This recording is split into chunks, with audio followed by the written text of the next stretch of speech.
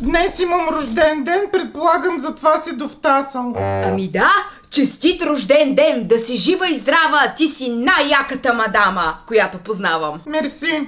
Обаче явно не ме познаваш достатъчно, защото аз имам глобофобия. Какво глобо? Глобофобията е вид фобия, страх необясним от големи балони, надути обекти. Най-често се среща в детска възраст, но понякога децата не я израстват и в зряла възраст тя продължава, като възрастните хора много често се страхуват от тези балони и получават тикове. Извинявай, тогава не гледай към балоните. Няма да ги гледам повече. Добре, тогава приеми тези цветя, които са красиви колкото теб. Аз съм алергична към полените!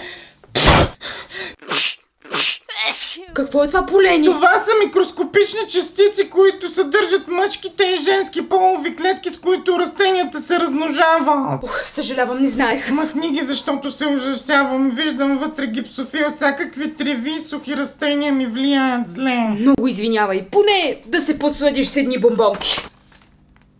Опаковката защо е скъсана? И кой я от тях? Ами аз, прималя ми. Аз съм на диета. На диета ли? От кога? От Нова година, нали ми се падна такъв късмет от баницата, че съм дебела?